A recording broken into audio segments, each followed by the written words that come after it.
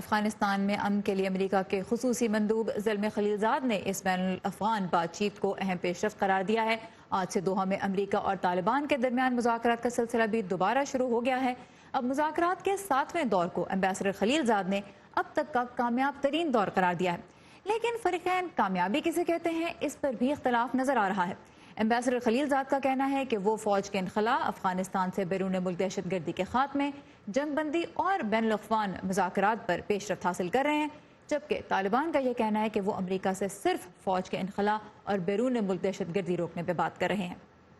تو افغانستان میں امن کی کوششوں کے بارے میں ہم مزید بات کریں گے سابق پاکستانی سفارتکار جناب رستم شاہ مومن سے، جو کابل میں پاکستان کے ہائی کمشنر بھی رہ چکے ہیں۔ رستم شاہ صاحب، بہت شکریہ وائس آف امریکہ کے لیے وقت نکالنے کا۔ اس انٹرا افغان ڈائیلاگ کو تاریخی قرار دیا جا رہا ہے، آپ کیا کہیں گے؟ دیکھیے، اچھی پیش رفت ہے، کھل کر بات چیت ہوئی، اس میں عورتیں بھی شامل تھیں، افغان گورنمنٹ کے نمائندے بھی شامل تھے اور میڈیا کے لوگ بھی تھے، پولیٹیکل پارٹیز کے لوگ بھی تھے، طالبان بھی تھے۔ لہذا اس لحاظ سے اگر دیکھا جائے تو ایک اچھی کوشش ہے، لیکن یہ کہنا کہ یہ ایک بریک تھرو ہے یا ایسی کوئی تاریخی اہمیت یہ صحیح نہیں ہے،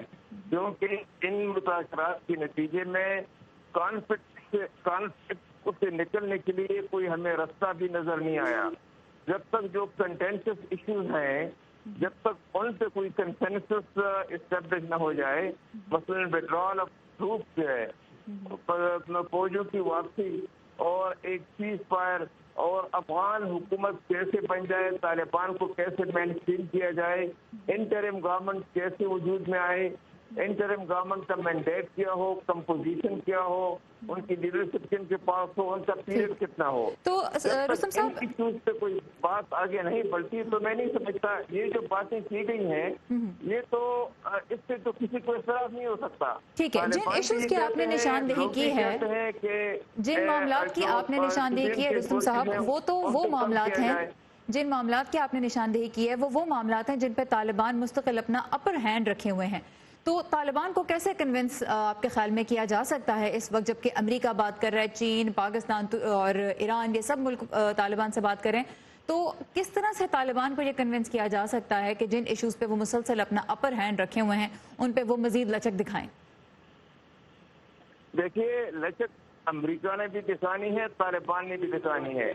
امریکہ نے لچک دکھانی ہے کیونکہ امریکہ کہتا ہے، طالبان ڈیمانڈ کرتے ہیں کہ 6 مہینے کے اندر اندر فورسز نکل جائیں،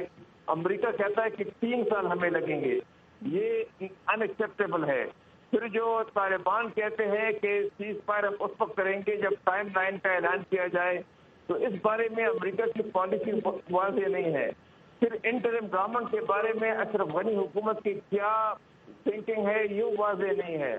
آیا امریکہ اشرف غنی کی حکومت کو اس پہ دباؤ ڈال سکے گا کہ وہ جو طالبان اور امریکہ کے درمیان جو معاہدہ ہونے والا ہے پھر اس میں وہ شریک ہوں گے، آن بورڈ ہوں گے، وہ اس کو بلاک نہیں کریں گے، ریزسٹ نہیں کریں گے، تو اس کو وہ سیبوٹائز نہیں کریں گے؟ یہ بتائیے گا جی، یہ باتیں ٹھیک ہے، تو بہت سارے مختلف پارٹیز جو ہیں اس ایشو کی ان کو کچھ واضح کرنی ہوں گی اپنی پالیسیز مزید۔ یہ بتائیے گا کہ جو مشترکہ بیان سامنے آیا اس میں یہ بھی کہا گیا کہ جو خطے کے دیگر ممالک ہیں وہ افغانستان میں مداخلت نہ کریں۔ دوسری طرف ہم یہ دیکھ رہے ہیں کہ طالبان سے بات چیت کرنے کے لیے پاکستان کو بھی کہا جا رہا ہے، دیگر ملک بھی ہیں، تو یہ مداخلت کی جو لائن ہے اب اس کو کس طرح کلیئرلی ڈیفائن کیا جا سکتا ہے کہ کیا چیز مداخلت کنسیڈر ہوگی اور کیا چیز کہہ لیجئے کہ افغانستان میں امن کے لیے مختلف ملکوں کی کوششوں کے زمرے میں آئے گی؟ دیکھیے، ہر وہ چیز مداخلت تصور ہوگی اگر کوئی بھی ہمسایہ ملک، چاہے پاکستان ہو، چاہے ایران ہو، چاہے چائنا ہو، چاہے ازبکستان ہو،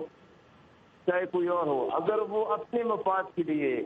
یا اپنا کوئی پسندیدہ نظام لانے کے لیے یا ان لوگوں کو لانے کے لیے جو ان کے ہم خیال ہوں، اگر وہ کوئی ایسی کارروائی کرتا ہے فورٹلی یا اوورٹلی تو وہ مداخلت تصور ہوگی۔ لیکن اگر وہ صرف افغانستان کے مفاد کو پیش نظر رکھے، افغانستان میں امن یہ اس کے جو مقصد ہے اس کو پیش نظر رکھے اگر وہ کوئی بات کرے تو وہ کام کرے گا تو میں سمجھتا ہوں کہ وہ افغانستان کے مفاد کی بات ہوگی، وہ پھر مداخلت نہیں ہے۔ اچھا، جاتے جاتے مختصر ہمیں یہ بتا دیجیے کہ سرکاری میڈیا جو ہے پاکستان کا، اس نے حال ہی میں خبر دی کہ وزیر اعظم پاکستان عمران خان طالبان سے ملاقات کرنے والے ہیں، اور اس خبر کے لیے انہوں نے ان کے مشیر عمران خان صاحب کے مشیر نعیم الحق صاحب کا حوالہ دیا۔ یہ پہلا موقع ہوگا کہ ایک ہیڈ آف اسٹیٹ طالبان سے ملے گا، کیا حکومت پاکستان کو اتنا بڑا قدم اٹھانا چاہیے؟ طالبان